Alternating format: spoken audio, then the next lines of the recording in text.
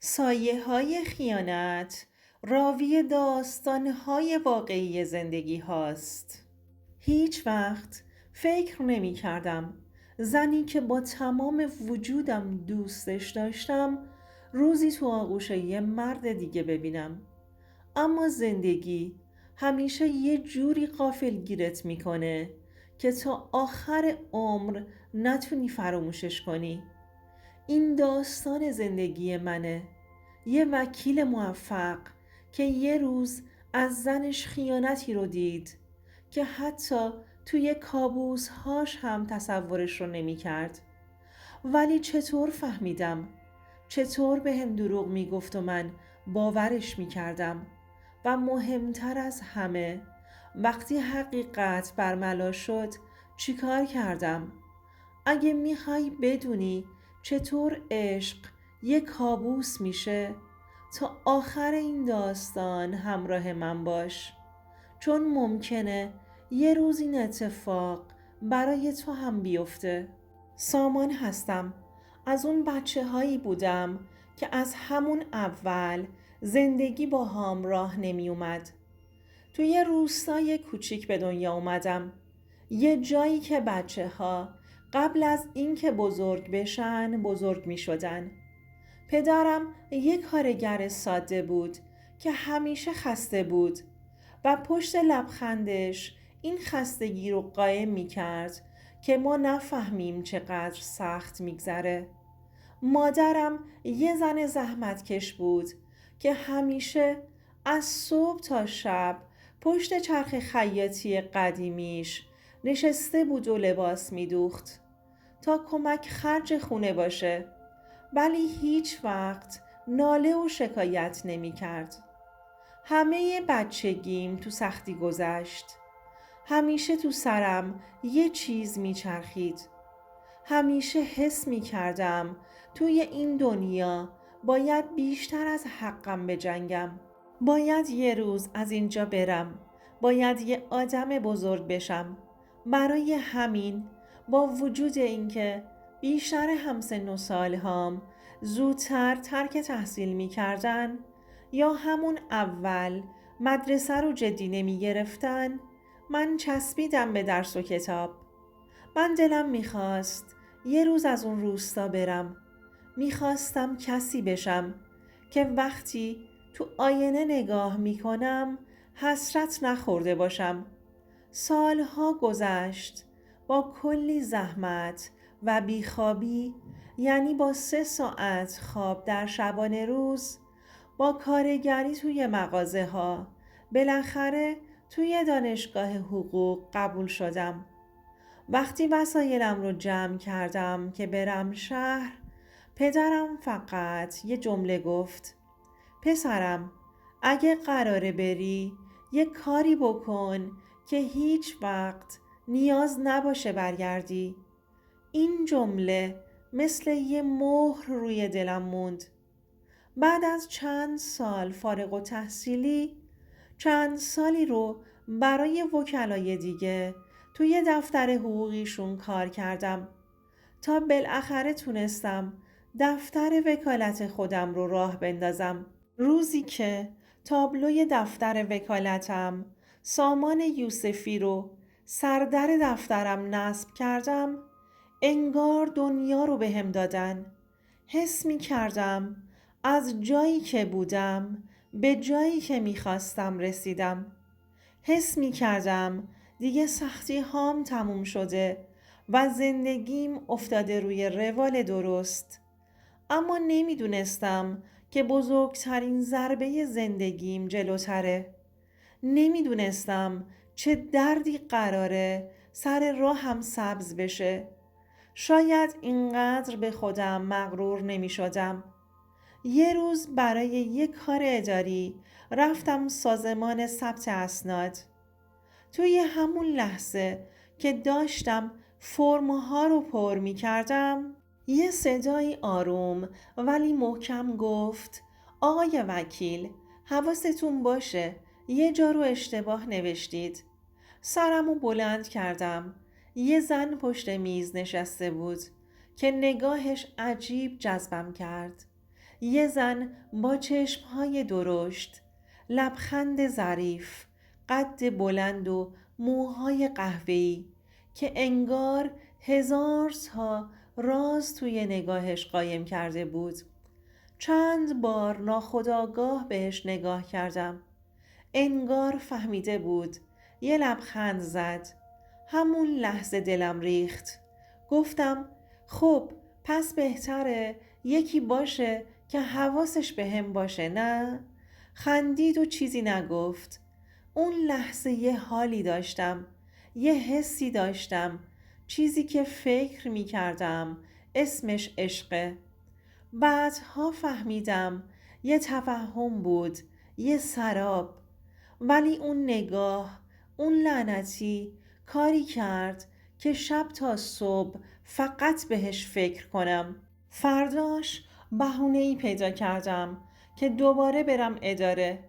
کم کم سر حرف و صحبت رو باهاش باز کردم. اسمش سحر مقدم بود. کم کم آشنا شدیم. شماره ها رد و بدل شد و رابطه ما جدی‌تر شد. سحر دختر خوش زبونی بود. همیشه میدونست چی بگه که دلت نرم بشه. ولی من اون موقع ساده تر از اونی بودم که بفهمم بعضی حرفها فقط حرفه. بعد از 7 ماه آشنایی احساس کردم این همون زنیه که همیشه توی رویاهای من بوده. رفتم خواستگاریش. خانواده‌اش از طبقه متوسط و معمولی بودند. پدرش توی بانک کار میکرد و مادرش معلم بازنشسته بود. همه چیز عالی به نظر می رسید. ازدواج کردیم و روزای خوشمون شروع شد. زندگی همون طور که آرزوش رو داشتم یا حداقل اینطور فکر می کردم پیش می رفت. اوایل زندگی مشترکمون سحر مهربون بود. همیشه برام چای درست می کرد. لبخندش رو با هم قسمت می کرد. دست پختش عالی بود. از کارم حمایت می کرد. همیشه به خودش می رسید. شبها توی آغوشم می خوابید و مهمتر از همه به هم اعتماد داشت. اما هیچ عشقی بدون امتحان نمیمونه. این عشق عمر طولانی نداشت. بعد از 3 سال کم کم رفتارهای سحر تغییر کرد. اولش فکر می کردم طبیعی هستش. شاید یه دوره‌ای از سردی عاطفی باشه. ولی کم کم چیزهایی رو حس کردم که نمیشد نادیده گرفتشون. اول از همه یه روز دیدم گوشیش رمزدار شد. روز بعد پیامک هاشو پاک می کرد یا وسط حرف زدن با هم تو فکر فرو می رفت. قبلا گوشیش رو بدون مشکل دستم می گرفتم، ولی حالا تا بهش می گفتم گوشی تو بده یه چیزی رو ببینم سریع از دستم می گرفت و می گفت چرا به وسایل من دست می زنی؟ این کارا چیه؟ یه چیزی تو دلم فرو می ریخت. اما چیزی نمی گفتم. یه روز ازش پرسیدم چیزی شده؟ لبخند زد و گفت نه، فقط خسته ام. ولی این خستگی فقط یه بهونه بود. بعدش تماس‌های مشکوک شروع شد. یهو صداش توی اتاق قطع می شد. در رو می بست و وقتی می پرسیدم کی بود می گفت همکارم بود، چیز خاصی نیست. ولی این چیز خاصی نبود داشت کم کم جونمو می گرفت. مثل تکه های پازل خیانت، وقتی حقیقت مثل یه سیلی توی صورتت میخوره. دیگه رفتاراش علنی تر شده بود. دیر می اومد خونه.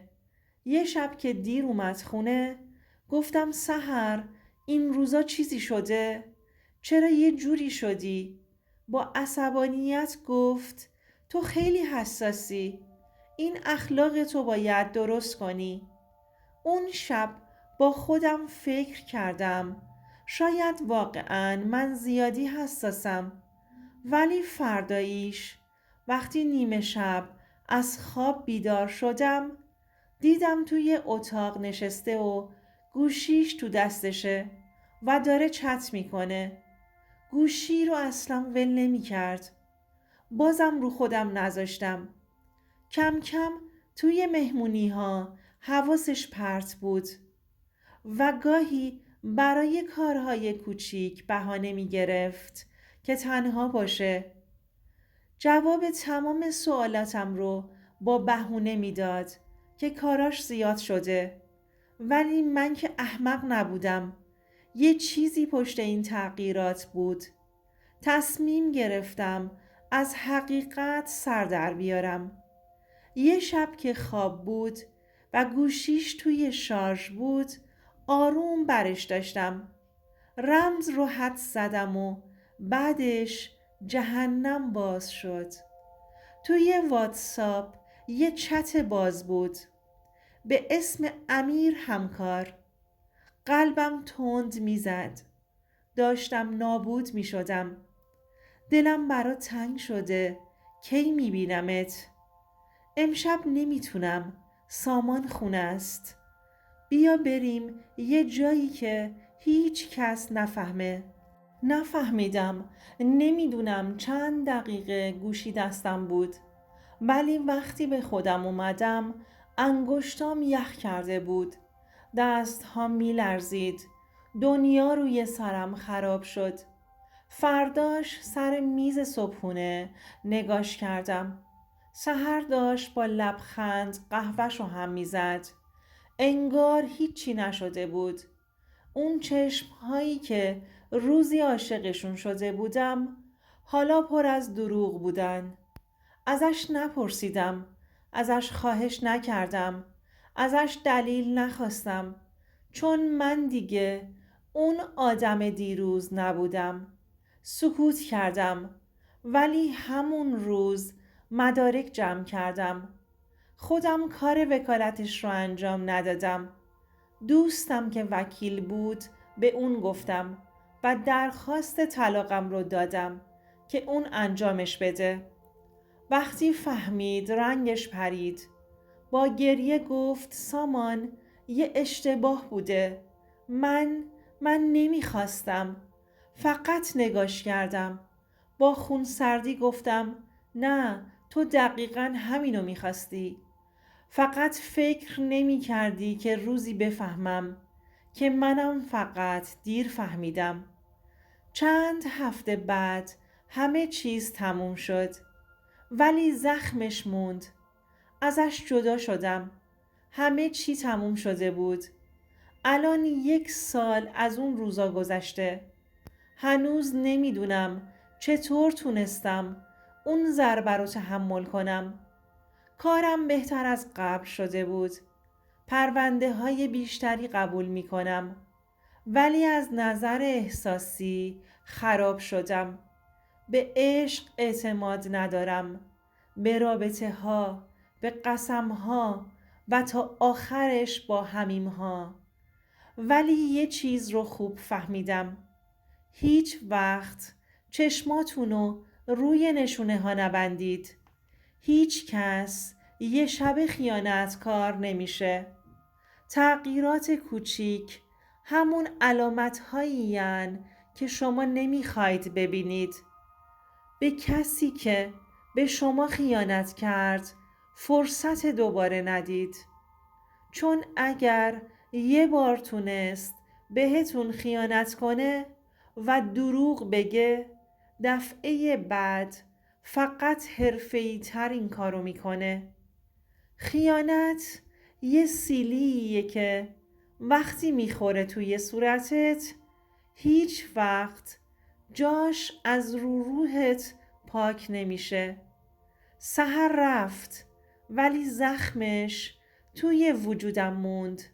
شاید تا همیشه.